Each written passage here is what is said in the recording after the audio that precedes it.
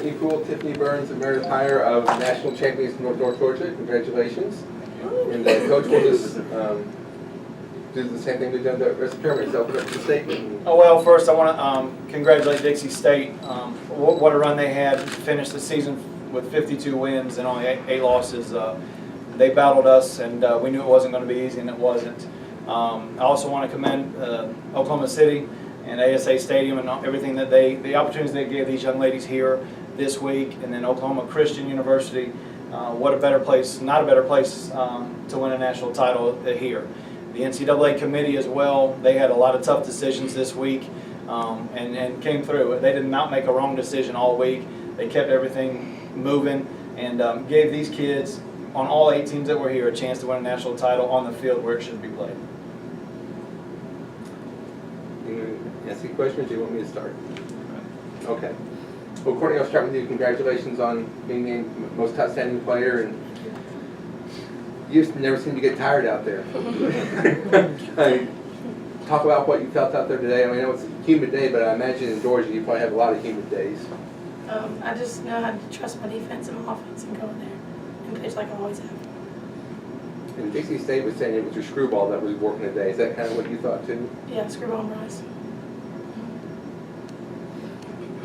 And Coach, I'll throw one at you too.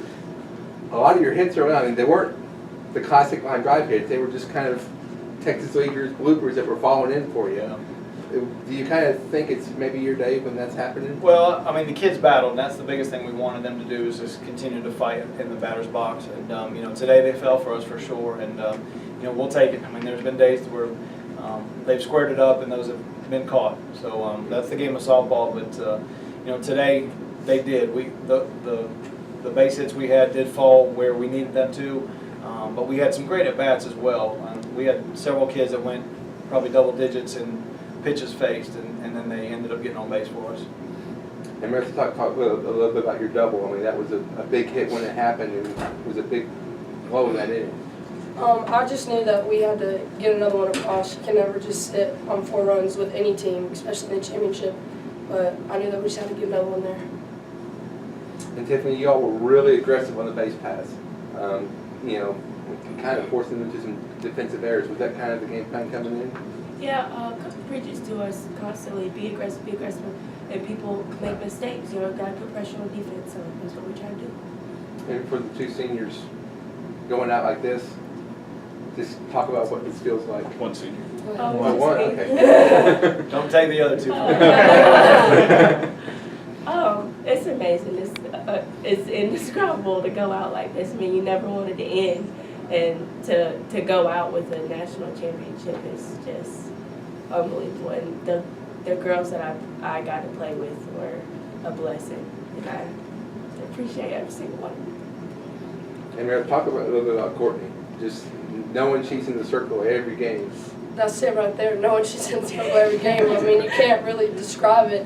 We know that, you know, she's a great pitcher, and yeah, people might get hits off of her, but once they get hits off of her, they got to get through us to score runs, and that's not going to happen because we got her back all the way. And Coach, when you're up 4-0 there in the second, I imagine you're feeling pretty good, but you still want to be aggressive and push for more? Yeah, I really felt like we needed to get one more.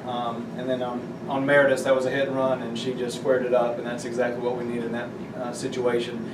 5 felt a lot better than 4. 6 would have felt better than 5, but we could deal with 5. We talked to Courtney before the game, and I said, no hitter, shutout, and she said, shutout all the way. So that's what we were shooting for. And you got 2 of them back next year. I mean, there's going to be some expectations for next year. I assume you guys are ready for that. There's expectations anytime you put on the North Georgia uniform, and that's what these kids signed up for. And they've answered the call. It's surreal for us. This was a program win for us. We've got a lot of kids that paved the way for these young ladies. We had the support of our administration all along. We had a huge crowd here today, and I'm so grateful for the community that we've developed and the support we had back at home. And I know if DeLionga was a little bit closer to OKC, we'd have had probably another 200 folks here. Well, any other questions? Coach, can you just talk about the mental toughness of the team after being no hit in the first game to go through the gauntlet of running all the way through the losers bracket to get here and then win. Yeah, we fired our hitting coach after the end of the game. He's no longer with us. First 3 innings of the St. Mary's game, it didn't look too good either. And then Tiff squared one up and really broke the ice for us.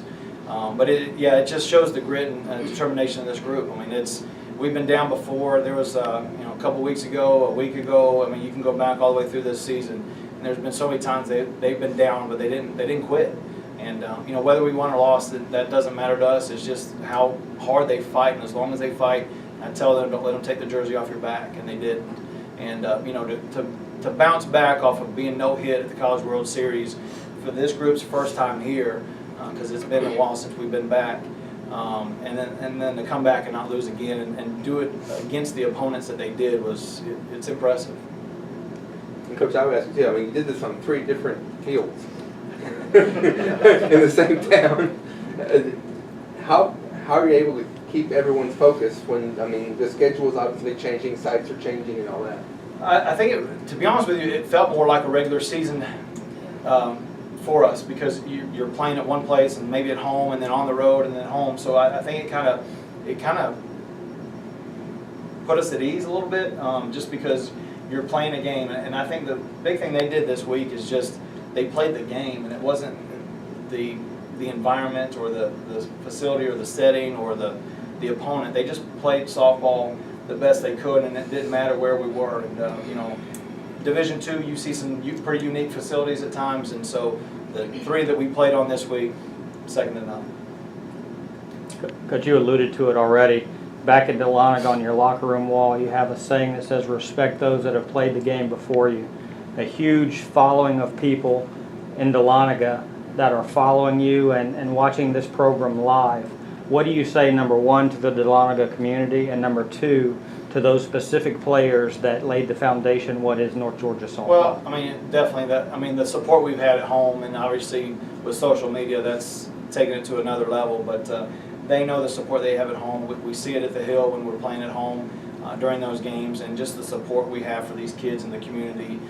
It's a small, tight-knit community, and they love college softball, and they love North Georgia softball. The players that came in the past, again, this is a program victory for them. They signed up for, they didn't know what they were signing up for 15 years ago, but it's gotten better every year, and for them to carry the torch to the end this time is special. Any other questions? Well, congratulations. Thank you. And,